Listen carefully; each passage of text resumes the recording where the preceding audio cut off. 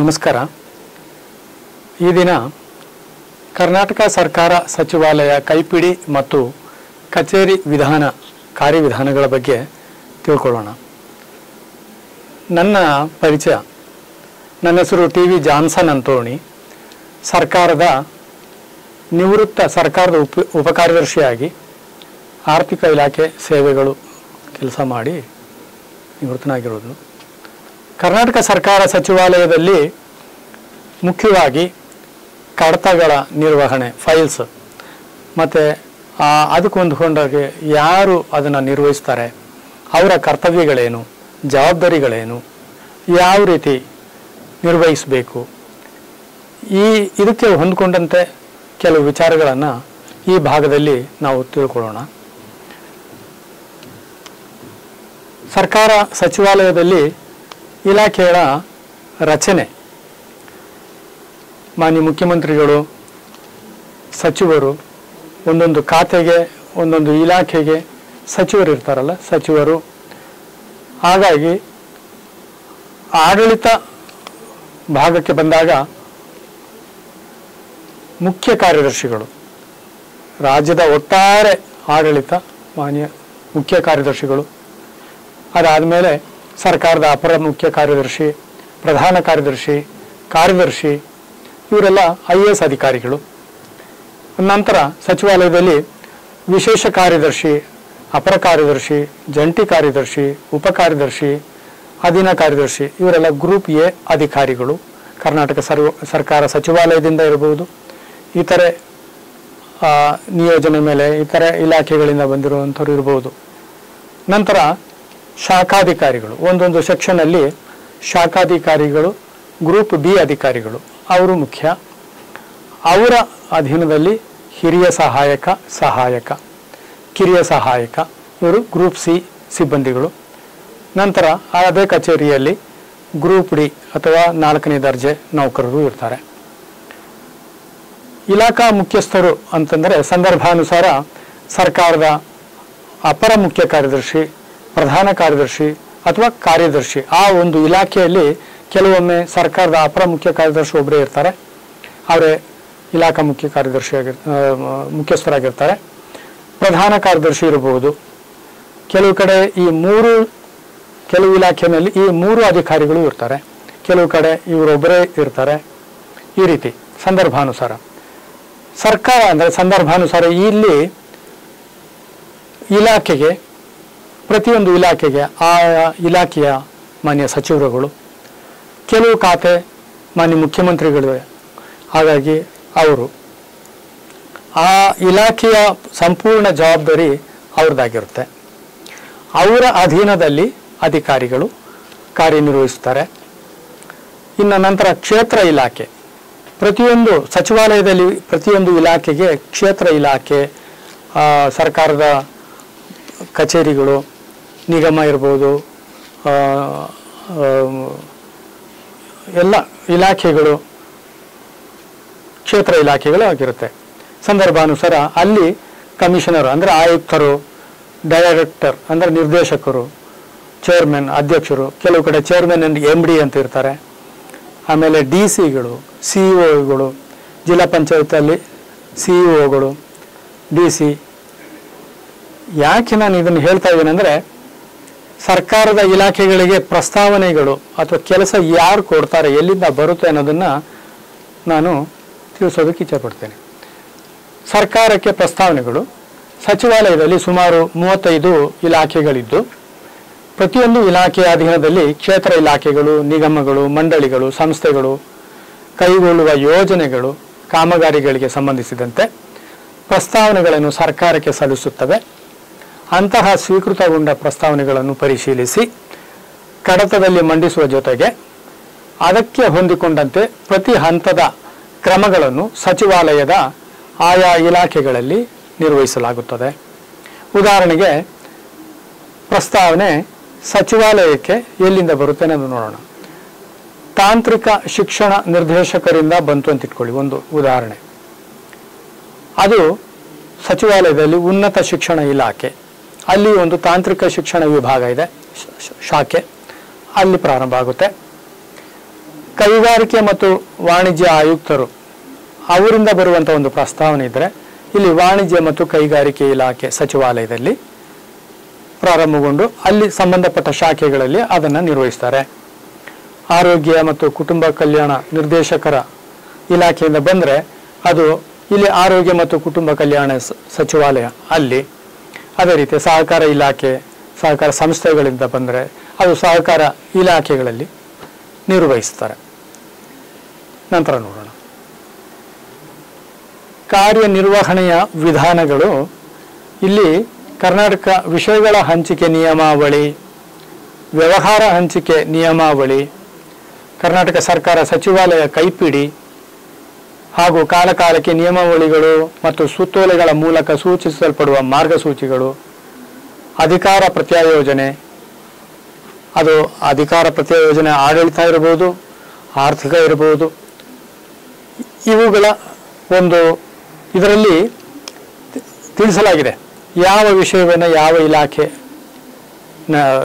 ನಿರ್ವಹಿಸಬೇಕು, ಯಾವ ಹಂತದಲ್ಲಿ ನಿರ್ವಹಿಸಬೇಕು ಅನ್ನೋದ್ರ ಬಗ್ಗೆ ನೋಡೋಣ ಮುಂದೆ. ಕರ್ತವ್ಯ ಮತ್ತು ಜವಾಬ್ದಾರಿ. ಕರ್ನಾಟಕ ಸರ್ಕಾರ ಸಚಿವಾಲಯ ಪರಿಷ್ಕೃತ ಕೈಪಿಡಿ 2005ರಲ್ಲಿ ಖಂಡಿಕೆ 24ರಿಂದ ಹಿಡಿದು 51ರವರೆಗಿನ ಖಂಡಿಕೆಗಳಲ್ಲಿ ಸರ್ಕಾರದ ಮುಖ್ಯ ಕಾರ್ಯದರ್ಶಿಯವರಿಂದ ಪ್ರಾರಂಭಗೊಂಡು ಸಚಿವಾಲಯದ ಎಲ್ಲ ವೃಂದದ ಅಧಿಕಾರಿ ನೌಕರರ ಕರ್ತವ್ಯ ಮತ್ತು ಜವಾಬ್ದಾರಿಗಳನ್ನು ವಿವರಿಸಲಾಗಿರುತ್ತದೆ. ಪ್ರಸ್ತುತ ಈ ಕಚೇರಿಯಲ್ಲಿ ಕರ್ನಾಟಕ ಸರ್ಕಾರ ಸಚಿವಾಲಯದಲ್ಲಿನ ಕಾರ್ಯಗಳನ್ನು ನಿರ್ವಹಿಸುತ್ತಿರುವ ಕಾರಣ ಕೈಪಿಡಿಯ ಸೂಕ್ತ ತಿದ್ದುಪಡಿ ಆಗಬೇಕಾಗಿರುತ್ತದೆ. ಅಂದರೆ ಈ 2005ರಲ್ಲಿ ಕೈಪಿಡಿ ಇದ್ದಾಗ ಅಲ್ಲಿ ಕಡತಗಳನ್ನೆಲ್ಲ ಭೌತಿಕವಾಗಿ ಅಂದರೆ ಕೈಯಲ್ಲಿ ಬರೆಯೋದು, ಕೈಯಲ್ಲಿ ಫಿಸಿಕಲಿ ಫೈಲ್ ಪುಟಪ್ ಮಾಡೋದು ಎಲ್ಲ ಅಂಥ ಕೆಲಸಗಳಿತ್ತು. ಈಗ ಸಂಪೂರ್ಣ ಬದಲಾವಣೆ ಆಯ್ತದು. ಎಲ್ಲವನ್ನ ಈ ಆಫೀಸ್ ಪೇಪರ್ಲೆಸ್ ಅಥವಾ ಈ ಕಚೇರಿ ಮೂಲಕ ಅಲ್ಲಿ ಕಂಪ್ಯೂಟರ್ ಮೂಲಕನೇ ಎಲ್ಲ ನಿರ್ವಹಿಸಲಾಗುತ್ತೆ, ಎಲ್ಲ ಆನ್ಲೈನಲ್ಲಿ. ಹಾಗಾಗಿ ಸುಮಾರು ಪ್ರಸ್ತುತ ಇರುವಂತಹ ಕೈಪಿಡಿಗೆ ತಿದ್ದುಪಡಿ ಆಗಬೇಕು, ಅದು ನಡೀತಾ ಇದೆ. ನೋಡೋಣ. ಪ್ರಸ್ತಾವನೆಯ ಸ್ವೀಕೃತಿ, ನಿರ್ವಹಣೆ ಮತ್ತು ವಿಲೇವಾರಿ. ಸಚಿವಾಲಯದಲ್ಲಿ ಕಡತ ನಿರ್ವಹಣೆಯನ್ನು ಪ್ರಸ್ತುತ ಈ ಕಚೇರಿ ಮೂಲಕ ನಿರ್ವಹಿಸಲಾಗುತ್ತಿರುವ ಕಾರಣ ಭೌತಿಕವಾಗಿ ಸ್ವೀಕರಿಸಲಾಗುವ ಟಪಾಲುಗಳನ್ನು ಸ್ಕ್ಯಾನ್ ಮಾಡಿ ಈ ಕಚೇರಿಗೆ ಅಪ್ಲೋಡ್ ಮಾಡಿ ಮುಂದಿನ ಕ್ರಮ ಕೈಗೊಳ್ಳಲಾಗುತ್ತದೆ. ಯಾಕೆಂತಂದರೆ ಈಗ ಕೇಸ್ ವರ್ಕರ್ ಬಹುಮುಖ್ಯವಾಗಿ ಅವರಿಗೆ ಈ ಕೆಲಸದ ವಿಧಾನವೇ ಬಹುಮುಖ್ಯವಾಗಿ ಅಂತಂದರೆ ಈ ಬರವಣಿಗೆ ತಪ್ಪೋಯ್ತು. ಅದರಿಂದ ಏನಾಯಿತು ಅಂತ ಕಾರ್ಯಕ್ಷಮತೆ ಹೆಚ್ಚಾಯಿತು. ಆ ಫೈಲ್ಗಳನ್ನು ಪುಟಪ್ ಮಾಡುವುದರಿಂದ ಹಿಡಿದು ಕಳಿಸೋದ್ರಿಂದ ಹಿಡಿದು ಬಹಳ ಅದರಲ್ಲಿ ಯಾರು ಕೆಲಸ ನಿರ್ವಹಿಸ್ತಾ ಇದ್ದಾರೆ ಅವ್ರಿಗಷ್ಟೇ ಅದು ಗೊತ್ತಾಗುತ್ತೆ. ಈ ಕಚೇರಿ ಅಥವಾ ಈ ಆಫೀಸ್ ಮೂಲಕ ಈ ಕೇಸ್ ವರ್ಕರ್ಗಳು ಫೈಲ್ಗಳನ್ನು ನಿರ್ವಹಿಸೋದ್ರಿಂದ ಅವರ ಜವಾಬ್ದಾರಿ ಬಗ್ಗೆ ಇಲ್ಲಿ ಈ ಭಾಗದಲ್ಲಿ ಹೆಚ್ಚು ಗಮನ ಹರಿಸೋಣ. ಪ್ರಧಾನ ಅಂಚೆ ಕಚೇರಿ ಮೂಲಕ ಟಪಾಲುಗಳನ್ನು ಸಚಿವಾಲಯದ ಸಾಮಾನ್ಯ ರವಾನೆ ಶಾಖೆಯಲ್ಲಿ ಸ್ವೀಕರಿಸಲಾಗುತ್ತದೆ. ನಂತರ ಅವುಗಳನ್ನು ವಿಂಗಡಿಸಿ ಸಂಬಂಧಪಡುವ ಇಲಾಖೆಯ ಸ್ವೀಕೃತಿ ಮತ್ತು ರವಾನೆ ಶಾಖೆಗೆ ಕಳಿಸಲಾಗುತ್ತದೆ. ಇಲ್ಲಿ ವಿಧಾನಸೌಧಕ್ಕೆ ಟಪಾಲುಗಳು ಎಲ್ಲಿಂದ ಬರುತ್ತೆ ಅಂತಂದರೆ ಪ್ರಧಾನ ಅಂಚೆ ಕಚೇರಿಯಿಂದ ಬರುತ್ತೆ ಅಂತ ಇಟ್ಕೊಳ್ಳಿ. ಅದು ಭೌತಿಕವಾಗಿರುತ್ತೆ, ಹಾರ್ಡ್ ಕಾಪಿನಲ್ಲಿ ಬರುತ್ತೆ. ಅವುಗಳನ್ನು ಅಲ್ಲಿ ಸ್ವೀಕರಿಸಿ ಲಕೋಟೆಯೊಂದಿಗೆ ಸ್ವೀಕರಿಸ್ತಾರೆ. ಅವರೇನು ಮಾಡ್ತಾರೆ, ಎಲ್ಲ ಇಲಾಖೆಗಳಲ್ಲೂ ಕೂಡ ಸ್ವೀಕೃತಿ ಮತ್ತು ರವಾನೆ ಶಾಖೆ ಅಥವಾ R&I ಅಂತ ಇರುತ್ತೆ, ಆ ಶಾಖೆಗೆ ಕಳಿಸ್ಕೊಡ್ತಾರೆ. ಆಯಾ ಇಲಾಖೆಗಳಲ್ಲಿನ R&I ಶಾಖೆಯವರು ಅದನ್ನು ಸ್ವೀಕರಿಸಿ ಮತ್ತೆ ಅದನ್ನು ಲಕೋಟೆ ಓಪನ್ ಮಾಡಿ ಅದನ್ನು ತೆರೆದು ಅದರೊಳಗಿನ ಸ್ವೀಕೃತಿ ಅಥವಾ ಟಪಾಲುಗಳನ್ನು ಓಪನ್ ಮಾಡಿ ಅದನ್ನು ಸ್ಕ್ಯಾನ್ ಮಾಡಿ ಈ ಆಫೀಸ್ ಅದಾಗಿ ಪರಿವರ್ತಿಸಿ ಅದನ್ನು ಸಂಬಂಧಪಡುವ ಅದೇ ಇಲಾಖೆಯಲ್ಲಿ ಸಂಬಂಧಪಡುವ ಶಾಖೆಗಳಿಗೆ ಕಳಿಸ್ಕೊಡ್ತಾರೆ. ಪ್ರತಿ ಇಲಾಖೆಯ ಸ್ವೀಕೃತಿ ಮತ್ತು ರವಾನೆ ಶಾಖೆಗಳಲ್ಲಿ ಭೌತಿಕವಾಗಿ ಸ್ವೀಕರಿಸಲಾದ ಟಪಾಲುಗಳನ್ನು ಸ್ಕ್ಯಾನ್ ಮಾಡಿ ಈ ಕಚೇರಿಗೆ ಪರಿವರ್ತಿಸಿ ಇಲಾಖೆಯ ಸಂಬಂಧಪಡುವ ಅಧೀನ ಕಾರ್ಯದರ್ಶಿಗಳ ಅವರಿಗೆ ಕಳಿಸ್ಕೊಡ್ತಾರೆ. ಇದಲ್ಲದೆ ಈ ಕಚೇರಿ ಮೂಲಕ ಸ್ವೀಕರಿಸಲಾಗುವ ಟಪಾಲುಗಳನ್ನು ಸಹ ಸಂಬಂಧಪಡುವ ಅಧೀನ ಕಾರ್ಯದರ್ಶಿಗಳಿಗೆ ಕಳಿಸಲಾಗುತ್ತೆ. ಅಂದರೆ ಈ ಭೌತಿಕವಾಗಿ ಬರೋದಲ್ಲದೆ ಇಲಾಖೆಗಳಿಂದ ಈ ಕಚೇರಿ ಮೂಲಕನೂ ಬರುತ್ತೆ, ಅದನ್ನು ಸ್ವೀಕರಿಸ್ತಾರೆ, ಅದನ್ನು ಅಂಡರ್ ಸೆಕ್ರೆಟರಿ ಅಥವಾ ಅಧೀನ ಕಾರ್ಯದರ್ಶಿಗಳಿಗೆ ಕಳಿಸ್ಕೊಡ್ತಾರೆ. ಟಪಾಲುಗಳ ಚಲನವಲನವನ್ನು ಅವುಗಳಿಗೆ ನೀಡಲಾಗುವ ಗಣಕ ಸಂಖ್ಯೆಯಿಂದ ವೀಕ್ಷಿಸಬಹುದಾಗಿದೆ. ಇವರು ಸ್ಕ್ಯಾನ್ ಮಾಡಿ ಅಪ್ಲೋಡ್ ಮಾಡಿದ ತಕ್ಷಣ ಅದಕ್ಕೊಂದು ಕಂಪ್ಯೂಟರ್ ನಂಬರ್ ಸಿಗುತ್ತೆ. ಅದರಲ್ಲಿ ಯಾರು ಬೇಕಿದ್ರೂ ಅದರ ಚಲನವಲನವನ್ನು ನೋಡಬಹುದು.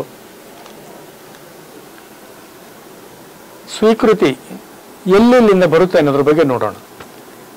ಒಂದು ಅಂಚೆ ಕಚೇರಿ ಮೂಲಕ ಬರುತ್ತೆ, ಮುದ್ದಾ ಮೂಲಕ ಬರುತ್ತೆ, ಇತರೆ ಮೂಲಗಳು. ಅಂಚೆ ಕಚೇರಿ ಅಂತಂದರೆ ಈಗ ರಿಜಿಸ್ಟರ್ ಪೋಸ್ಟ್ ಅಥವಾ ಆರ್ಡಿನರಿ ಪೋಸ್ಟ್, ಇತರೆ ರಾಜ್ಯದ ಪತ್ರಗಳು ಅದು ಅಂಚೆ ಕಚೇರಿಗೆ ಬಂದು ಅಲ್ಲಿಂದ ಬರುತ್ತೆ, ಕೇಂದ್ರ ಸರ್ಕಾರದ ಪತ್ರಗಳು ಇತ್ಯಾದಿ. ಮುದ್ದಾ ಮೂಲಕ ಸ್ಥಳೀಯ ಕಚೇರಿಗಳಿಂದ ಮುದ್ದಾ ಮೂಲಕ ಬರುತ್ತೆ, ನ್ಯಾಯಾಲಯಗಳಿರ್ಬೋದು ಅಥವಾ ಇಲ್ಲೇ ಈ ಸ್ಥಳೀಯವಾಗಿರುವಂತಹ ಕಚೇರಿಗಳಿಂದ ಬರುತ್ತೆ. ಇತರೆ ಮೂಲಗಳು ಅಂದರೆ ಮಾನ್ಯ ರಾಜ್ಯಪಾಲರ ಸಚಿವಾಲಯ, ಮಾನ್ಯ ಮುಖ್ಯಮಂತ್ರಿಯವರ ಸಚಿವಾಲಯ, ಸಚಿವರುಗಳ ಕಚೇರಿ, ಶಾಸಕರುಗಳಿಂದ, ಆಂತರಿಕ ಇಲಾಖೆಗಳಿಂದ, ಸಾರ್ವಜನಿಕರಿಂದ ಈ ರೀತಿ ಬರಬಹುದು. ಈ ಅಂಚೆ ಅಲ್ಲದ ಟಪಾಲುಗಳನ್ನು ಅಂಚೆ ಕಚೇರಿ ಮೂಲಕ ಸಾರ್ವಜನಿಕ ರವಾನೆ ಶಾಖೆಯಲ್ಲಿ ರವಾನೆ ಶಾಖೆ ಸಂಬಂಧಪಟ್ಟ ಇಲಾಖೆಯ ಸ್ವೀಕೃತಿ ಮತ್ತು ರವಾನೆ ಶಾಖೆಗೆ ಕಳಿಸ್ಕೊಡ್ತಾರೆ. ಅಲ್ಲಿಂದ ಸ್ವೀಕೃತಿ ಮತ್ತು ರವಾನೆ ಶಾಖೆ ಟಪಾಲುಗಳನ್ನು ಇಲಾಖೆಯಲ್ಲಿನ ಸಂಬಂಧಪಡುವ ಶಾಖೆಗಳನ್ನು ನೀಡುತ್ತದೆ. ಇಲ್ಲಿ ಜಿಡಿ ಶಾಖೆಯಲ್ಲಿ ಸಚಿವಾಲಯದ ಎಲ್ಲ ಕಚೇರಿಗಳಿಗೆ ಬರುವ ಸ್ವೀಕೃತಿಗಳನ್ನು ಮತ್ತು ಸಚಿವಾಲಯದಿಂದ ರವಾನಿಸಲಾಗುವ ಪತ್ರಗಳನ್ನು ಹೊರಡಿಸುವ ಕಾರ್ಯವನ್ನು ನಿರ್ವಹಿಸುತ್ತದೆ. ಇಲ್ಲಿ ಜಿಡಿನಲ್ಲಿ ಪತ್ರಗಳನ್ನು ಸ್ವೀಕರಿಸೋದಲ್ಲದೆ ಇಲಾಖೆ ಈ ಸಚಿವಾಲಯದಿಂದ ಹೊರಕ್ಕೆ ಅಂಚೆ ಕಚೇರಿಗೆ ಕಳಿಸುವ ಪತ್ರಗಳನ್ನು ರವಾನಿಸುವ ಕೆಲಸವನ್ನು ಇವರು ಮಾಡ್ತಾರೆ. ಅದೇ ರೀತಿ R&Iನಲ್ಲಿ ಆ ಇಲಾಖೆಗಳಲ್ಲಿ ಪತ್ರಗಳನ್ನು ಸ್ವೀಕರಿಸುವುದು, ಅದನ್ನು ಆ ಇಲಾಖೆಯ ವಿವಿಧ ಶಾಖೆಗಳಿಗೆ ಕಳಿಸುವುದು, ಅದೇ ರೀತಿ ಆ ಇಲಾಖೆಯಿಂದ ಹೊರಕ್ಕೆ ಹೊರಡಿಸಲಾಗುವಂತಹ ಕಳಿಸ್ಕೊಡಲಾಗುವಂತಹ ಪತ್ರಗಳನ್ನು ಇವರಿಗೆ ಕಳಿಸಿ ಇವರ ಮುಖಾಂತರ ಅಂಚೆ ಕಚೇರಿಗಳಿಗೆ ಕಳಿಸುವಂತಹ ವ್ಯವಸ್ಥೆ ಇಲ್ಲಿ ನಡೀತಾ ಇದೆ. ಟಪಾಲು ಅಥವಾ ಸ್ವೀಕೃತಿ ಟಪಾಲುಗಳನ್ನು ಜಿಡಿ ಮತ್ತು R&I ಶಾಖೆಗಳಲ್ಲಿ ಸ್ವೀಕರಿಸುವುದಲ್ಲದೆ ನೇರವಾಗಿ ಸಂಬಂಧಪಡುವ ಕಚೇರಿ ಶಾಖೆಗಳಲ್ಲಿಯೂ ಸ್ವೀಕರಿಸಲಾಗುತ್ತೆ. ಅಂದರೆ ಈ ಜಿಡಿ ಅಥವಾ R&I ಅಲ್ಲದೆ ಆಯಾ ಸಂಬಂಧಪಡುವ ಶಾಖೆಗಳಿಗೆ ನೇರವಾಗಿಯೂ ಕೂಡ ಟಪಾಲುಗಳನ್ನು ಕೊಡ್ತಾರೆ, ಅದನ್ನು ಸ್ವೀಕರಿಸ್ತಾರೆ. ಯಾವುದೇ ಅಧಿಕಾರಿಗೆ ಮಾನ್ಯ ಸಚಿವರಿಗೆ ಹೆಸರಿನೊಂದಿಗೆ ವಿಳಾಸ ನಮೂದಿಸಿದ್ದಲ್ಲಿ ಮತ್ತು ಗೌಪ್ಯ ಅಥವಾ ರಹಸ್ಯ ಎಂದು ನಮೂದಿಸಿದ್ದಲ್ಲಿ ಅಂತಹ ಲಕೋಟೆಗಳನ್ನು ಜಿಡಿ ಅಥವಾ R&I ಶಾಖೆಗಳಲ್ಲಿ ತೆರೆಯಲಾಗುವುದಿಲ್ಲ. ಅವುಗಳನ್ನು ಸಂಬಂಧಪಟ್ಟ ಅಧಿಕಾರಿಯ ಅಥವಾ ಸಚಿವರ ಆಪ್ತ ಶಾಖೆಗೆ ಕಳಿಸಲಾಗುತ್ತದೆ.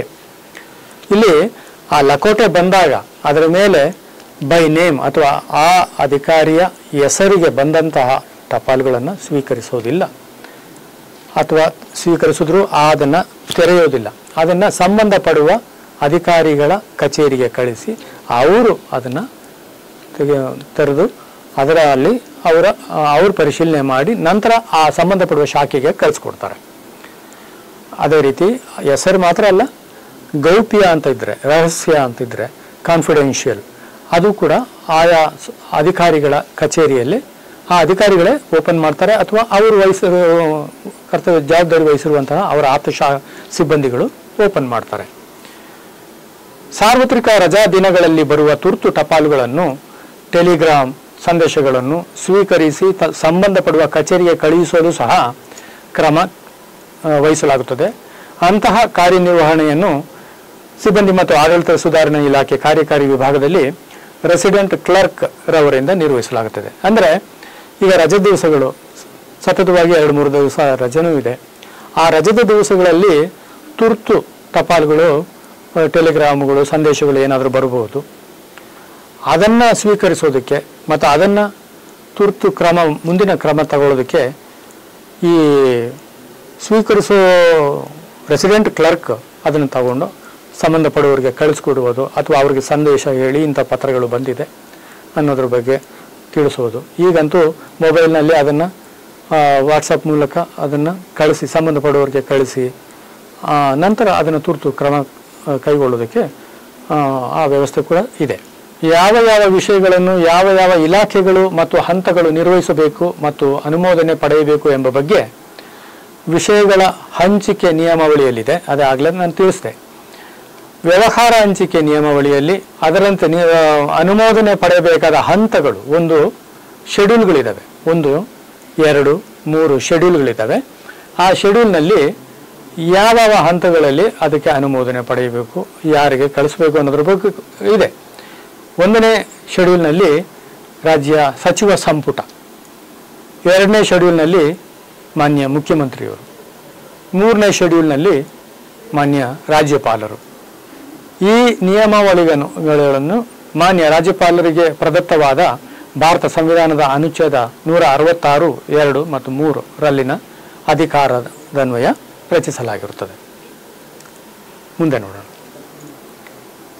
ಇದಲ್ಲದೆ ವಿಷಯ ನಿರ್ವಾಹಕರು ವರ್ಕ್ ಡಿಸ್ಟ್ರಿಬ್ಯೂಷನ್, ವಿಷಯ ಹಂಚಿಕೆ, ಅದರ ಪ್ರಕಾರನೂ ವಿಷಯ ಪರಿಶೀಲನೆ ಮಾಡಬೇಕಾಗುತ್ತೆ. ಪ್ರತಿಯೊಂದು ಕಚೇರಿಯಲ್ಲಿ ನಿರ್ವಹಿಸಲಾಗುವ ವಿಷಯಗಳು ಮತ್ತು ಯಾವ ವಿಷಯ ನಿರ್ವಾಹಕರು ಯಾವ ವಿಷಯವನ್ನು ನಿರ್ವಹಿಸಬೇಕು ಎಂಬುದನ್ನು ನಿಗದಿಪಡಿಸಿ ಹಂಚಿಕೆ ಮಾಡಲಾಗಿರುವ ವಿಷಯ ಹಂಚಿಕೆ ಪ್ರತಿ ಅಥವಾ ವರ್ಕ್ ಡಿಸ್ಟ್ರಿಬ್ಯೂಷನ್ ಕಾಪಿಯನ್ನು ವಿಷಯ ನಿರ್ವಾಹಕರು ಇರಿಸಿಕೊಂಡು ಕಾರ್ಯನಿರ್ವಹಿಸಬೇಕು.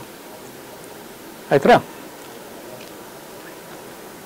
ಹಿರಿಯ ಸಹಾಯಕ ಕಡತ ಮಂಡನೆ, ಕಡತ ಪರಿಶೀಲನೆ, ಈ ವಿಚಾರದಲ್ಲಿ ವಿಷಯ ನಿರ್ವಾಹಕರ ಪಾತ್ರ ಬಹುಮುಖ್ಯ. ಶಾಖೆಯಲ್ಲಿ ಅವರನ್ನು ಡೀಲಿಂಗ್ ಹ್ಯಾಂಡ್ ಅಂತ ಸೆಕ್ರೆಟರಿಯೇಟ್ ಮ್ಯಾನ್ಯುಯಲ್ ಅಥವಾ ಕೈಪಿಡಿಯಲ್ಲಿ, ಸಚಿವಾಲಯ ಕೈಪಿಡಿಯಲ್ಲಿ ತಿಳಿಸಿದ್ದಾರೆ. ಅವರ ಪಾತ್ರ ಮುಖ್ಯ. ಖಂಡಿಕೆ 41 ಮತ್ತು 42ರಲ್ಲಿ ಹಿರಿಯ ಸಹಾಯಕರ ಕರ್ತವ್ಯ ಮತ್ತು ಜವಾಬ್ದಾರಿಯನ್ನು ವಿವರಿಸಿದೆ. ಖಂಡಿಕೆ 43ರಲ್ಲಿ ಕಿರಿಯ ಸಹಾಯಕರ ಕರ್ತವ್ಯದ ಬಗ್ಗೆನೂ ವಿವರಿಸಿದೆ. ಈಗಿನ ವಿದ್ಯಮಾನಗಳಲ್ಲಿ ಶಾಖೆಗಳಲ್ಲಿ ಕಿರಿಯ ಸಹಾಯಕರ ಪಾತ್ರ ಕಡಿಮೆ ಆಗಿಬಿಟ್ಟಿದೆ. ಈ ಕಚೇರಿ ಬಂದ ನಂತರ ಈ ಟಪಾಲುಗಳು ನೇರವಾಗಿ ವಿಷಯ ನಿರ್ವಾಹಕರಿಗೆ ಹೋಗೋದ್ರಿಂದ ಈ ಭೌತಿಕವಾಗಿ ಯಾವುದೇ ಸ್ವೀಕೃತಿಗಳು, ಕಡತಗಳು ಚಲನವಲನ ಆಗದೇ ಇರೋದ್ರಿಂದ ಇವರು ಆ ಕರ್ತವ್ಯ ನಿರ್ವಹಿಸುತ್ತಿದ್ದಂತಹ ಕಿರಿಯ ಸಹಾಯಕರಿಗೆ ಆ ಕೆಲಸ ಇಲ್ಲದೆ ಈಗ ಕಿರಿಯ ಸಹಾಯಕರ ಕೆಲಸ ಅಧಿಕಾರಿಗಳ ಆಪ್ತ ಶಾಖೆಗಳಿಗೆ ಮಾತ್ರ ಸೀಮಿತವಾಗಿದೆ ಅಂತ ಕಾಣುತ್ತೆ. ಸಾಮಾನ್ಯವಾಗಿ ಪ್ರತಿ ಶಾಖೆಯಲ್ಲಿ ಒಂದು ಶಾಖಾಧಿಕಾರಿ, ಒಂದು ಹಿರಿಯ ಸಹಾಯಕ, 2 ಸಹಾಯಕ ಮತ್ತು ಒಂದು ಕಿರಿಯ ಸಹಾಯಕ, ಒಂದು ಬೆರಳುಚುಗಾರ ಎಂಬ ಮಾದರಿಯಲ್ಲಿ ಸಿಬ್ಬಂದಿಗಳ ರಚನೆ ಇರುತ್ತದೆ.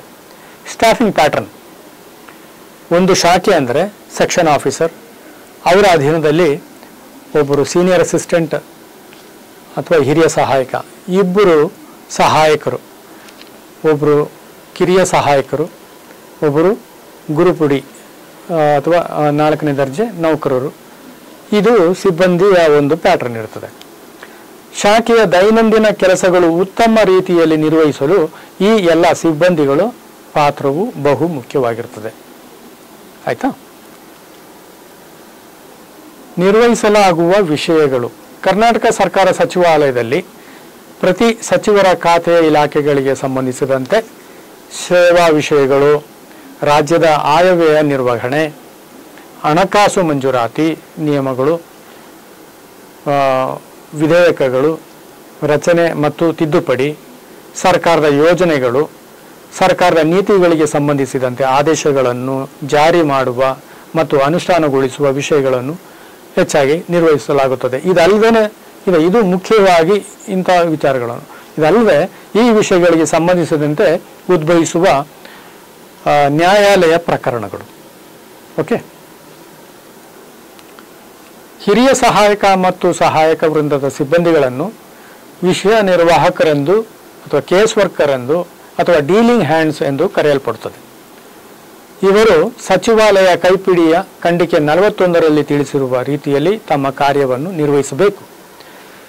ಕಡತವನ್ನು ತೆರೆಯುವ ಹಂತದಿಂದ ಕಡತದ ಮುಕ್ತಾಯದ ಹಂತದವರೆಗೆ, ಅಂದರೆ ಕಡತದ ಆರಂಭ ಮತ್ತು ಅಂತ್ಯವು ವಿಷಯ ನಿರ್ವಾಹಕರ ಲಾಗಿನ್ನಲ್ಲಿ ನಿರ್ವಹಿಸಲಾಗುತ್ತದೆ. ಲಾಗಿನ್ ಯಾಕೆ ಹೇಳಿದೆ ಅಂದರೆ, ಈ ಆಫೀಸ್ನಲ್ಲಿ ಫೈಲ್ ಓಪನ್ ಮಾಡೋದಕ್ಕೆ ಮತ್ತು ಫೈಲನ್ನು ಕಂಟ್ರೋಲ್ ಮಾಡಲಿಕ್ಕೆ ಈ ಸಂಪೂರ್ಣ ನಿಯಂತ್ರಣ ಈ ಕಂಪ್ಯೂಟರ್ನಲ್ಲಿ ಆದ್ದರಿಂದ ಪ್ರತಿಯೊಬ್ಬ ಕೇಸ್ ವರ್ಕರ್ಗೂ ಕೂಡ ಒಂದು ಲಾಗಿನ್ ID ಕೊಟ್ಟಿರ್ತಾರೆ.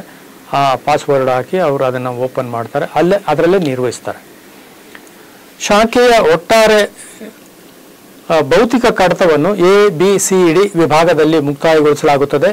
D ಕಡತಗಳನ್ನು ಆಯಾ ಶಾಖೆಯಲ್ಲಿ ಹಾಗೂ ABC ಕಡತವನ್ನು ದಾಖಲಾತಿ ವಿಭಾಗದಲ್ಲಿ ಸಂರಕ್ಷಿಸಲಾಗುತ್ತದೆ. ಇದು ಭೌತಿಕ ಕಡತಕ್ಕೆ ಸಂಬಂಧಪಟ್ಟಂತೆ.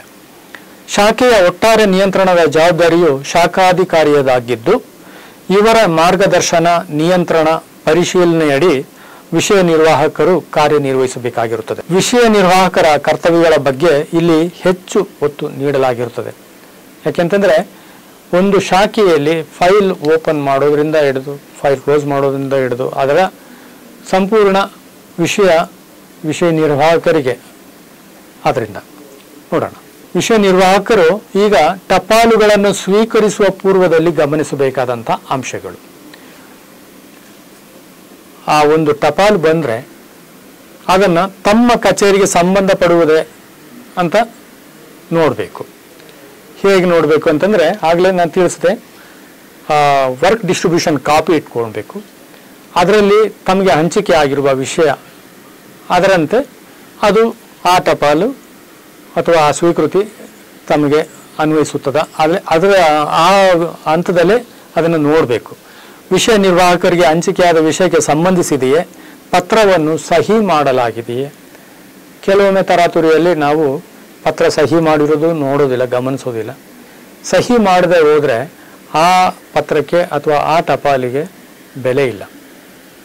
ಪತ್ರದ ದಿನಾಂಕವನ್ನು ಸರಿಯಾಗಿ ನಮೂದಿಸಲಾಗಿದೆಯೇ. ಯಾಕೆಂತಂದರೆ ಕೆಲವು ಪತ್ರಗಳನ್ನು ನಾವು ಗಮನಿಸ್ಬೋದು, 1 ತಿಂಗಳು 2 ತಿಂಗಳು ಹಿಂದಿನ ದಿನಾಂಕದಿರುತ್ತೆ, ಅದನ್ನು ಗಮನಿಸಬೇಕು. ಇಲ್ಲಾಂತಂದರೆ ಆ 2 ತಿಂಗಳ ಆ ವಿಳಂಬಕ್ಕೆ ವಿಷಯ ನಿರ್ವಾಹಕರೇ ಕಾರಣರಾಗ್ಬಿಡ್ತಾರೆ. ಪತ್ರಕ್ಕೆ ಲಗತ್ತುಗಳಿದ್ದು ಅವುಗಳನ್ನು ಲಗತ್ತಿಸಲಾಗಿದೆ. ಕೆಲವೊಮ್ಮೆ ಪತ್ರದಲ್ಲಿ ಹೇಳಿರ್ತಾರೆ ಇದರೊಂದಿಗೆ ಲಗತ್ತಿಸಲಾಗಿದೆ ಅಂತ, ಎನ್ಕ್ಲೋಷರ್ ಇರೋದಿಲ್ಲ. ಅದನ್ನು ಆ ಹಂತದಲ್ಲಿ ಮೊದಲೇ ಗಮನಿಸಬೇಕು. ಇತ್ಯಾದಿ ಅಂಶಗಳನ್ನು ಪರಿಶೀಲಿಸಬೇಕು. ಯಾವುದೇ ಅಧಿಕಾರಿಯ ಹೆಸರಿಗೆ ಬಂದಂತಹ ಪತ್ರಗಳನ್ನು ಹಾಗೂ ಅರೆ ಸರ್ಕಾರಿ ಪತ್ರಗಳನ್ನು ಸದರಿ ಅಧಿಕಾರಿಯ ಕಚೇರಿಯಲ್ಲಿ ಅಥವಾ ಆಪ್ತ ಶಾಖೆಯಲ್ಲಿ ಮಾತ್ರ ಸ್ವೀಕರಿಸಬೇಕು. ಅವರು ಸ್ವೀಕರಿಸಿ ಅವರಿಂದ ಅದರ ಮೇಲೆ ಪತ್ರದ ಮೇಲೆ ಬಂದ ನಂತರ ಅದು ಬಂದಿದ್ದಾದರೆ ಇವರು ಸ್ವೀಕರಿಸಬಹುದು. ಟಪಾಲುಗಳನ್ನು ಸ್ವೀಕರಿಸಿದ ನಂತರ ಅಧೀನ ಕಾರ್ಯದರ್ಶಿ, ಶಾಖಾಧಿಕಾರಿಗಳು ಸ್ವೀಕೃತಿ ಟಪಾಲು ತಮ್ಮ ಶಾಖೆಗೆ ಸಂಬಂಧಿಸಿರುವುದನ್ನು ಖಚಿತಪಡಿಸಿಕೊಂಡು ವಿಷಯ ನಿರ್ವಾಹಕರಿಗೆ ನೀಡಲಾಗುತ್ತೆ. ಸಾಮಾನ್ಯವಾಗಿ ಅವರೇ ಆ ಹಂತದಲ್ಲೇ ನೋಡ್ತಾರೆ, ಇದು ನಮ್ಮ ಕಚೇರಿಗೆ ಬರುತ್ತಾ ಅನ್ನೋದನ್ನು. ನಂತರನೇ ಅವರು ಅದನ್ನು ಮೇಲೆ ಹಾಕಿ ಅಥವಾ ಒಂದು ಸಹಿ ಹಾಕಿ ಇವರಿಗೆ ಕಳಿಸ್ಕೊಟ್ಟಿರ್ತಾರೆ, ವಿಷಯ ನಿರ್ವಾಹಕರಿಗೆ. ಈ ಕಚೇರಿಯಲ್ಲಾದ್ರಿಂದ ಸಹಿಯೂ ಇಲ್ಲ, ಈ ಕಳಿಸ್ಕೊಟ್ರೆ ಸಾಕು, ಅಲ್ಲಿ ಬೈ ಡಿಫಾಲ್ಟೇ ಅವ್ರದ್ದು ಹೆಸರು ಇದೆಲ್ಲ ಬಂದ್ಬಿಡುತ್ತೆ. ಸ್ವೀಕರಿಸಿದ ಅಂತಹ ಪ್ರತಿ ಟಪಾಲುಗಳನ್ನು ಆದ್ಯತೆ ಹಾಗೂ ಮಹತ್ವ ತಿಳಿದು ವಿಂಗಡಿಸಿ ಸಾಧ್ಯವಾದಷ್ಟು ಅಂದಂದೇ ಕಡತದಲ್ಲಿ ಸಲ್ಲಿಸಲು ಕ್ರಮ ವಹಿಸಬೇಕು. ಸ್ವೀಕರಿಸಿದ ಅಂದಂದೇ ಅಂದರೆ ಇವತ್ತು ಸ್ವೀಕರಿಸಿ ಎಂದು ಅಟೆಂಡ್ ಮಾಡೋದಲ್ಲ, ಸಾಧ್ಯವಾದಷ್ಟು ಅಂದಂದೇನೆ ಅಟೆಂಡ್ ಮಾಡಬೇಕು ಅನ್ನೋದೇ ಈ ಕಚೇರಿ ಕೈಪೇಡಿಯಲ್ಲಿ ನಿಗದಿಯಾಗಿರೋದು. ಯಾವುದೇ ವಿಳಂಬ ನೀತಿ ಪ್ರೊಕಾಸ್ಟಿನೇಷನ್ ಸಲ್ಲದು. ಈ ಕೆಳಕಂಡ ಅಂಶಗಳನ್ನು ಪರಿಶೀಲಿಸಬೇಕು. ಸ್ವೀಕೃತಿ ಅಥವಾ ಪ್ರಸ್ತಾವನೆಯನ್ನು ಸರಿಯಾಗಿ ಓದಿ ಅರ್ಥೈಸಿಕೊಳ್ಳಬೇಕು. ಒಂದು ಟಪಾಲ್ ಬಂದರೆ ಅದರಲ್ಲಿನ ವಿಷಯವನ್ನು ಒಂದು 5-6 ಸರಿ ಓದಿದಾಗ ಆ ಒಂದು ಸರಿ ಓದೋದು ಅರ್ಥ ಮಾಡ್ಕೊಳ್ಳೋದಕ್ಕೂ, ಎರಡನೇ ಸರಿ ಓದಿ ಅರ್ಥ ಮಾಡ್ಕೊಳ್ಳೋದಕ್ಕೂ, ಅಥವಾ ಮೂರನೇ ಸರಿ ಓದಿ ಅರ್ಥ ಮಾಡ್ಕೊಳ್ಳೋದಕ್ಕೂ ವ್ಯತ್ಯಾಸ ಇದೆ. ಎಷ್ಟು ಓದ್ತೀವೋ ಅದು ನಮಗೆ ಹೆಚ್ಚು ಅರ್ಥ ಆಗುತ್ತೆ. ಅದೊಂದು. ಹೊಸ ಸ್ವೀಕೃತಿಯೇ ಅಥವಾ ಈಗಾಗಲೇ ಕಡತವಿದೆಯೇ? ಈಗ ಒಂದು ಟಪಾಲ್ ಬಂದಿದೆ, ಮೊದಲು ಖಚಿತಪಡಿಸ್ಕೊಳ್ಬೇಕು ಇದರ ಮೇಲೆ, ಈ ಸ್ವೀಕೃತಿಯ ಮೇಲೆ ಈ ಹಿಂದೆ ಶಾಖೆಯಲ್ಲಿ ಕಡತ ಇದೆಯಾ. ಕಡತ ಇದ್ದರೆ ಹೊಸ ಕಡತ ತೆರೆದು ಅದು ತೆರೆದು ಇದು ತೆರೆದು ಡೂಪ್ಲಿಕೇಶನ್ ಆಫ್ ವರ್ಕ್ ಆಗುತ್ತೆ, ಆಗಲ್ಲ. ಅದನ್ನು ಖಚಿತಪಡಿಸ್ಕೊಳ್ಬೇಕು. ಈಗಾಗಲೇ ಅದು ಕಡತ ಇದ್ದರೆ ಅದರಲ್ಲಿ ಈ ಸ್ವೀಕೃತಿಯನ್ನು ಇಟ್ಟು ಕಡತ ಮಂಡಿಸಬೇಕು. ಸ್ವೀಕೃತಿಗೆ ಸಂಬಂಧಿಸಿದಂತೆ ಮೇಲಧಿಕಾರಿಯ ಸೂಚನೆ ಇದೆಯೇ? ಒಂದೊಂದು ಸ್ವೀಕೃತಿಯ ಮಹತ್ವ ತಿಳ್ಕೊಂಡು ಆ ಸ್ವೀಕೃತಿಯ ಹಂತದಲ್ಲೇ ಆ ಮೇಲಧಿಕಾರಿ ಬರೆದಿರ್ತಾರೆ. ಪುಟಪ್ ಟುಡೇ ಸೂಚನೆ ಕೊಟ್ಟಿರ್ತಾರೆ. ಅರ್ಜೆಂಟ್, ಪುಟಪ್ ಅರ್ಜೆಂಟ್ಲಿ, ತುರ್ತು, ಇದೆಲ್ಲ ಹೇಳಿರ್ತಾರೆ. ಅದನ್ನು ಗಮನಿಸಬೇಕು.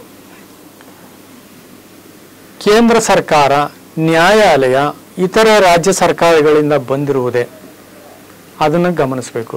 ಸಾಧಾರಣ ಪತ್ರನ ಮಹತ್ವ ಯಾವ ರೀತಿ ಅನ್ನೋದನ್ನು, ಸಾಧಾರಣ ಪತ್ರನ ಅಥವಾ ಅದರಲ್ಲಿ ಮಹತ್ವ ಏನು ಅನ್ನೋದನ್ನು ಗಮನಿಸಬೇಕು. ಮಾನ್ಯ ಮುಖ್ಯಮಂತ್ರಿಯವರ ಸಚಿವಾಲಯ, ಮಾನ್ಯ ಸಚಿವರು ಹಾಗೂ ಶಾಸಕರುಗಳ ಪತ್ರವೇ. ಯಾಕೆಂದರೆ ಕರ್ನಾಟಕ ಸರ್ಕಾರ ಸಚಿವಾಲಯದಲ್ಲಿ ಕಡತಗಳ ನಿರ್ವಹಣೆ ಆದ್ದರಿಂದ ಈ ಮಾನ್ಯ ಮುಖ್ಯಮಂತ್ರಿಗಳ ಸಚಿವಾಲಯದಿಂದ, ರಾಜ್ಯಪಾಲರ ಸಚಿವಾಲಯದಿಂದ, ಶಾಸಕರುಗಳಿಂದ, ಸಚಿವರುಗಳಿಂದ ಎಲ್ಲ ಬರುವಂಥದ್ದು ಸರ್ವೇಸಾಮಾನ್ಯ. ಅದನ್ನು ನಾವು ಗಮನಿಸಬೇಕು. ವಿಷಯ ನಿರ್ವಾಹಕರು ಟಪಾಲಿನಲ್ಲಿ ಒಳಗೊಂಡಿರುವ ವಿಷಯಕ್ಕೆ ಅನುಗುಣವಾಗಿ ಸಮಗ್ರ ಪರಿಶೀಲನೆ ಮಾಡುವುದು ಅತ್ಯಗತ್ಯವಾಗಿರುತ್ತದೆ. ಟಪಾಲಿನಲ್ಲಿ ಪ್ರಸ್ತಾಪಿಸಿರುವ ವಿಷಯ ಪ್ರಸ್ತಾವನೆಗೆ ಪೂರಕವಾಗಿ ಅಗತ್ಯವಿರುವ ನಿಯಮಗಳು, ಆದೇಶಗಳು, ದಾಖಲೆಗಳನ್ನು ಸಂಗ್ರಹಿಸಿ ಕಡತದ ಪತ್ರ ವ್ಯವಹಾರಗಳ ಭಾಗದಲ್ಲಿ ಇರಿಸಬೇಕು ಅಥವಾ ಈ ಕಚೇರಿಯಲ್ಲಾದರೆ ಅಪ್ಲೋಡ್ ಮಾಡಬೇಕು. ಇದಲ್ಲದೆ ಪೂರ್ವ ನಿದರ್ಶನ ಕಡತಗಳು, ಶಾಖೆಯಲ್ಲಿ ಸಂರಕ್ಷಿಸಿರುವ ರಕ್ಷಾ ಕಡತಗಳು, ಸ್ಟ್ಯಾಂಡಿಂಗ್ ಗಾರ್ಡ್ ಫೈಲ್ ಅಂತಾರೆ, ಇತ್ಯಾದಿ ಸಂಗ್ರಹಗಳನ್ನು ಕಡತದ ಬಲಭಾಗದಲ್ಲಿ ಇರಿಸಿ ಅಥವಾ ಅಟ್ಯಾಚ್, ಈ ಫೈಲಲ್ಲಾದರೆ ಅಟ್ಯಾಚ್ ಮಾಡಿ ಇಡಬೇಕಾಗತ್ತೆ. ಏನಂತಂದರೆ ನಾವು ಕಡತ ಬಂದಿದ ತಕ್ಷಣ, ಒಂದು ಟಪಾಲ್ ಬಂದಿದ ತಕ್ಷಣ ನೇರವಾಗಿ ಅದನ್ನು ಏನು ಗಮನಿಸದೆ ಅಟೆಂಡ್ ಮಾಡೋದಲ್ಲ. ಇದನ್ನೆಲ್ಲ ಗಮನಿಸಿ ಅಟೆಂಡ್ ಮಾಡಿದ್ರೆ ಗುಣಮಟ್ಟದ ಕೆಲಸ ನಿರ್ವಹಿಸಲು ಸಾಧ್ಯವಾಗುತ್ತೆ. ಒಂದು ಟಪಾಲ್ ಪುಟಪ್ ಬಂದಿದ್ದನ್ನು ಒಂದು ಫೈಲಲ್ಲಿ ಹಾಕಿ ಅದನ್ನು ಪುಟಪ್ ಮಾಡುವಾಗ ಅಥವಾ ಮಂಡಿಸೋದಕ್ಕೆ ಮೊದಲು ಗಮನಿಸಬೇಕಾದಂಥ ಈ ವಿಷಯಗಳು. ಕಡತ ಮಂಡನೆ ಮಾಡುವ ವಿಧಾನ ಅಂತಂದರೆ ಮುಖ್ಯವಾಗಿ ಕಡತದಲ್ಲಿ ನೋಟಿಂಗ್, ವಿಷಯ ನಿರ್ವಾಹಕರ ಟಿಪ್ಪಣಿ ಬರೆಯೋದು ಏನಿದೆ ಅಥವಾ ಈಗ ಬರೆಯೋದು ಹೋಯ್ತು ಟೈಪ್ ಮಾಡೋದು ಇದೆಯಲ್ಲ, ಸುಮ್ಮನೆ ಟೈಪ್ ಮಾಡ್ಕೊಂಡು ಹೋಗೋದಲ್ಲ. ವಿಷಯ ಅರ್ಥ ಮಾಡಿಕೊಂಡು ಆ ಟಿಪ್ಪಣಿಯನ್ನು ಕಡತದ ಎಡಭಾಗದಲ್ಲಿ ಟಿಪ್ಪಣಿ ಭಾಗ ಇದೆಯಲ್ಲ ಅಲ್ಲಿ ಟೈಪ್ ಮಾಡುವಾಗ ಅದನ್ನು ನಾನು ನಂತರದ ಭಾಗದಲ್ಲಿ ಹೇಳ್ತೇನೆ. ಅದಕ್ಕೆ ಮೊದಲು ಟಿಪ್ಪಣಿ ಮಾಡೋದಕ್ಕೆ ಮೊದಲು ಡಾಕೆಟಿಂಗ್ ಅಥವಾ ಇಂಡೆಕ್ಸಿಂಗ್ ಮಾಡಬೇಕು. ಇಂಡೆಕ್ಸಿಂಗ್ ಎಲ್ಲ ಮಾಡಿ ನಂತರ ಟಿಪ್ಪಣಿ ಪ್ರಾರಂಭ ಮಾಡಬೇಕು. ಮೊದಲನೇ ಖಂಡಿಕೆ ಒಂದು ಟಪಾಲು ಬಂದಾಗ ಅದನ್ನು ಟೈಪ್ ಮಾಡುವಾಗ, ನಾವು ವಿಷಯಗಳನ್ನು ಟೈಪ್ ಮಾಡುವಾಗ ಒಂದು ಖಂಡಿಕೆ 1, 2 ಅಂತ, ಮೊದಲನೇ ಖಂಡಿಕೆಯಲ್ಲಿ ಏನು ಬರಬೇಕು ವಿಷಯ, ಎರಡನೇ ಖಂಡಿಕೆಯಲ್ಲಿ ಏನು ವಿಷಯ ಇರಬೇಕು, ಅದನ್ನು ನಾನು ನಂತರದ ಇದರಲ್ಲಿ ಹೇಳ್ತೇನೆ.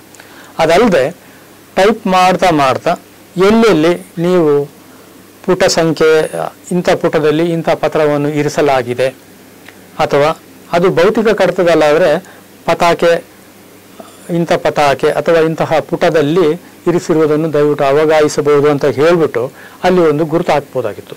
ಇಲ್ಲಿ ಈ ಆಫೀಸ್ನಲ್ಲಿ ಏನಾಗುತ್ತೆ ಅಂದರೆ ಹೈಪರ್ ಲಿಂಕ್ ಅಂತ ಒಂದು ಅಷ್ಟು ಭಾಗಕ್ಕೆ ನೀಲಿ ಬಣ್ಣದ ಒಂದು ಗೆರೆ ಬರುತ್ತೆ. ಅದನ್ನು ಕ್ಲಿಕ್ ಮಾಡಿದ ತಕ್ಷಣ ಮುಂದಿನ ಅಧಿಕಾರಿಗಳು, ಮುಂದಿನ ಹಂತದವರು ಅದನ್ನು ಕ್ಲಿಕ್ ಮಾಡಿದ ತಕ್ಷಣ ಆ ಪತ್ರ ಎಲ್ಲಿದೆ ಅದು ಅವರಿಗೆ ಅಲ್ಲಿ ಗೋಚರ ಆಗುತ್ತೆ, ಅದು ಕಾಣಿಸುತ್ತೆ, ಅದನ್ನು ನೋಡ್ಬೋದು. ಕಡತಗಳ ದಾಖಲೆ ಮುಕ್ತಾಯದ ವಿಧಾನ. ಈಗ ಕಡತಗಳನ್ನು 4 ವರ್ಗದಲ್ಲಿ ಮುಕ್ತಾಯಗೊಳಿಸಲಾಗುತ್ತದೆ. ಇದು ಸಾಮಾನ್ಯವಾಗಿ ಭೌತಿಕ ಕಡತ. ಈ ಕಚೇರಿಯಲ್ಲಿ ಕಡತಗಳನ್ನು ಮುಕ್ತಾಯ ಮಾಡಿದರೂ ಕೂಡ ಈ ವಿಧಾನ ಏನೂ ಇಲ್ಲ, ಅದರಲ್ಲಿ ಕ್ಲೋಸ್ ಮಾಡ್ತಾರೆ ಅಷ್ಟೇ, ಅದು ಸ್ಥಿರವಾಗಿ ಸರ್ವರ್ನಲ್ಲಿ ಉಳ್ಕೊಂಡ್ಬಿಡುತ್ತೆ. ಇಲ್ಲಿ ಭೌತಿಕ ಕಡತ ಇದು ಮುಖ್ಯವಾಗಿ, ಇದು ಭೌತಿಕ ಕಡತವಾದ್ರಿಂದ ಇದು ಗಮನದಲ್ಲಿರಲಿ. ಕಡತಗಳನ್ನು 4 ವರ್ಗದಲ್ಲಿ ಮುಕ್ತಾಯಗೊಳಿಸಲಾಗುತ್ತದೆ. ಎ ವರ್ಗದಲ್ಲಿ ಮುಕ್ತಾಯಗೊಳಿಸಲು ಉಪಕಾರ್ಯದರ್ಶಿ ಅಥವಾ ಮೇಲ್ಪಟ್ಟು ಅಧಿಕಾರಿ, ಬಿ ವರ್ಗಕ್ಕೆ ಅಧೀನ ಕಾರ್ಯದರ್ಶಿ ಹಾಗೂ ಸಿ ಮತ್ತು ಡಿ ವರ್ಗದ ಕಡತಗಳನ್ನು ಶಾಖಾಧಿಕಾರಿ ಅನುಮೋದಿಸುತ್ತಾರೆ. ABCD ವರ್ಗದಲ್ಲಿ ಮುಕ್ತಾಯಗೊಳಿಸಿದ ಭೌತಿಕ ಕಡತಗಳನ್ನು ಸಚಿವಾಲಯ ಕೈಪಿಡಿಯಲ್ಲಿ ವಿವರಿಸಿರುವಂತೆ ಕ್ರಮವಾಗಿ 30, 10 ಇತ್ತು, ಈಗ 5 ವರ್ಷ ಆಗಿದೆ, 1 ವರ್ಷ ಅವಧಿಗೆ ಸಂರಕ್ಷಿಸಿ ನಾಶಗೊಳಿಸಲಾಗುತ್ತದೆ. ಶಾಶ್ವತ ಕಡತಗಳನ್ನು ದಾಖಲಾತಿ ವಿಭಾಗದಲ್ಲಿ ಶಾಶ್ವತವಾಗಿ ಸಂರಕ್ಷಿಸಲಾಗುತ್ತದೆ. ಅದನ್ನೇ ಎ ವರ್ಗದಲ್ಲಿ 30 ಮತ್ತು 5 ವರ್ಷ ಸಂರಕ್ಷಿಸಬೇಕಾದ ಬಿ ಅಂಡ್ ಸಿ ವರ್ಗದ ಕಡತಗಳನ್ನು ಸಹ ದಾಖಲಾತಿ ವಿಭಾಗದಲ್ಲಿ ಇರಿಸಲಾಗುತ್ತದೆ. ಹೊಸ ಕಡತಗಳ ಮಂಡನೆಗೆ ದಾಖಲಾತಿ ವಿಭಾಗದಲ್ಲಿರುವ ಕಡತದ ಅಗತ್ಯವಿದ್ದಲ್ಲಿ ಅದನ್ನು ಹಿಂಪಡೆದು ಲಿಂಕ್ ಫೈಲ್ ಅಥವಾ ಅಟ್ಯಾಚ್ ಫೈಲ್ ಎಂದು ಇರಿಸಲಾಗುತ್ತದೆ. ಈಗ ಕೇಸ್ ವರ್ಕರು ಇವತ್ತೊಂದು ಕಡತ ಹೊಸದಾಗಿ ಪ್ರಾರಂಭ ಮಾಡುವಾಗ ಅದಕ್ಕೆ ಪೂರ್ವಕವಾಗಿ ಅದೇ ವಿಷಯದ ಹಿಂದಿನ ಯಾವುದಾದ್ರೂ ಕಡತಗಳು ಇದ್ದರೆ ಅದನ್ನು ದಾಖಲಾತಿ ಶಾಖೆಗೆ ಕಳಿಸಿದರೆ ಅದನ್ನು ರೆಕಾರ್ಡ್ ರೂಮಲ್ಲಿ ಇದ್ದರೆ ಅದನ್ನು ತರಿಸ್ಕೊಂಡು ಈ ಹೊಸ ಕಡತದಲ್ಲಿ ಈಗ ಈ ಆಫೀಸ್ ಆದ್ದರಿಂದ ಅಲ್ಲಿ ಅಟ್ಯಾಚ್ ಅನ್ನೋ ಒಂದು ವ್ಯವಸ್ಥೆ ಇದೆ, ಅಟ್ಯಾಚ್ ಮಾಡಬಹುದು. ಅಟ್ಯಾಚ್ ಮಾಡಿ ಅದು ಇದನ್ನು ಕೂಡ ಅದಕ್ಕೂ ಇದಕ್ಕೂ ಒಂದು ಸಂಬಂಧ ಕಲ್ಪಿಸಬೇಕು. ಅಲ್ಲಿ ಅಧಿಕಾರಿಗಳು ನೋಡ್ತಾರೆ ಆ ವಿಷಯಕ್ಕೂ ಈ ವಿಷಯಕ್ಕೂ ಕೂಡ ಎಂದು ಇರಿಸಲಾಗುತ್ತೆ. ಡಿ ವರ್ಗದ ಕಡತವನ್ನು 12 ತಿಂಗಳು ಶಾಖೆಯಲ್ಲಿ ಸಂರಕ್ಷಿಸಿ, ಅಂದರೆ ಮುಕ್ತಾಯಗೊಳಿಸಿದ ಮೇಲೆ 12 ತಿಂಗಳು ಅದನ್ನು 1 ವರ್ಷ ಶಾಖೆಯಲ್ಲಿ ಇರಿಸಿ 13ನೇ ತಿಂಗಳಲ್ಲಿ ನಾಶಗೊಳಿಸಲಾಗುತ್ತದೆ. ಈ ಮಧ್ಯೆ ಡಿ ವರ್ಗದಲ್ಲಿ ದಾಖಲಿಸಿದ ಯಾವುದೇ ಕಡತದ ಅಗತ್ಯ ಕಂಡು ಬಂದಲ್ಲಿ ಅದರಲ್ಲಿ ಪುನಃ ವಿವರಿಸಬಹುದಾಗಿದೆ. ಕಡತದ ಪುನಃ ತೆರೆಯಲಾಗಿದೆ ಎಂದು ಟಿಪ್ಪಣಿ ಪುಟದಲ್ಲಿ ದಾಖಲಿಸಿ ಟಿಪ್ಪಣಿಯನ್ನು ಪ್ರಾರಂಭಿಸುವ. ಅಂದರೆ 12 ತಿಂಗಳು ನಮ್ಮ ಶಾಖೆಯಲ್ಲಿ ಇರುವಂತಹ ಅದೇ ಮುಕ್ತಾಯಗೊಂಡ ಕಡತದಲ್ಲಿ ಮತ್ತೆ ಏನಾದರೂ ಕ್ರಮ ಇದ್ದರೆ ಕಡತವನ್ನು ಪುನಃ ತೆರೆಯಲಾಗಿದೆ ಅಂತ ಅದರಲ್ಲಿ ಟಿಪ್ಪಣಿ ಮುಂದುವರಿಸಿ ಅದನ್ನು ಪ್ರಾರಂಭ ಮಾಡಬಹುದು. ಮತ್ತೆ ದಾಖಲೆ ಶಾಖೆಗೆ ಕಳುಹಿಸಲಾದ BC ವರ್ಗದ ಕಡತಗಳನ್ನು ಹಿಂಪಡೆಯುವ ವಿಧಾನ. ಈಗ ಕಡತ ಮುಕ್ತಾಯಗೊಳಿಸಿದ ಮೇಲೆ ಆ ದಾಖಲಾತಿ ಶಾಖೆಗಳಿಗೆ ತಗೊಂಡು ಅಲ್ಲಿ ಇಟ್ಟಿರ್ತಾರೆ. ಎಷ್ಟು ಸುಂದರವಾಗಿ ಎಷ್ಟು ಅಚ್ಚುಕಟ್ಟಾಗಿ ಅದನ್ನು ಅಲ್ಲಿ ಸಂರಕ್ಷಿಸಲಾಗುತ್ತೆ ಅಂತಂದರೆ ಅಷ್ಟು ಎಷ್ಟೋ ವರ್ಷಗಳ ದಾಖಲೆಗಳು ಕೂಡ ಅಲ್ಲಿ ಕಡತಗಳು ಅಲ್ಲಿ ನಾವು ಇವತ್ತು ತೆಗೆದು ನೋಡಿದ್ರೆ ಇವತ್ತು ಯಾವ ರೀತಿ ನಿರ್ವಹಿಸಿದ್ವೋ ಅದೇ ರೀತಿ ಹೊಸದಾಗಿ ಕಾಣುವಂಥ ರೀತಿಯಲ್ಲಿ ಅದನ್ನು ನಿರ್ವಹಿಸಲಾಗಿದೆ. ಅಂತಹ ಕಡತಗಳನ್ನು ಅಗತ್ಯ ಇದ್ದಾಗ ಅದನ್ನು ತರಿಸಬೇಕಾದರೆ ಅದಕ್ಕೆ ಒಂದು ನಮೂನೆ ಇದೆ, ತರಿಸೋದಕ್ಕೆ ಮತ್ತು ಅಲ್ಲಿ ಕಳಿಸೋದಕ್ಕೆ ಎಲ್ಲ ಒಂದು ನಮೂನೆ ಇದೆ. ಆ ನಮೂನೆಯಲ್ಲಿ ಭರ್ತಿ ಮಾಡಿ ಸಂಬಂಧಪಟ್ಟ ವಿಷಯ ನಿರ್ವಾಹಕರು ಶಾಖಾಧಿಕಾರಿಗಳು ಅದಕ್ಕೆ ಮೇಲ್ ರುಜು ಮಾಡಿ ಅದಕ್ಕೆ ಸ್ವೀಕೃತಿ ಕಳಿಸ್ಕೊಟ್ರೆ ಅವರು ಅಲ್ಲಿಂದ ಕಳಿಸ್ಕೊಡ್ತಾರೆ. ಈಗ ಕಡತ ಸಂಖ್ಯೆ ನೀಡುವ ವಿಧಾನ. ಒಂದು ಕಡತ ತೆರೆದಾಗ ಈ ಆಫೀಸ್ನಲ್ಲಿ ಕಡತ ತೆರೆಯುವಾಗ ಕಂಪ್ಯೂಟರ್ ಸಂಖ್ಯೆ ಬರುತ್ತೆ, ಗಣಕ ಸಂಖ್ಯೆ ಅದಕ್ಕೆ ಆಟೋಮೆಟಿಕ್ಕಾಗಿ ಬಂದ್ಬಿಡುತ್ತೆ.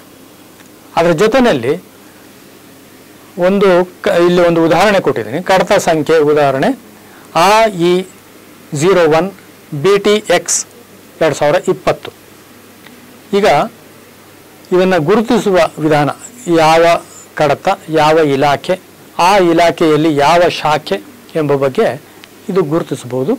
ನೋಡಿ, IE ಅಂದರೆ ಆರ್ಥಿಕ ಇಲಾಖೆ ಅನ್ನೋದನ್ನು ತಿಳಿಸುತ್ತೆ.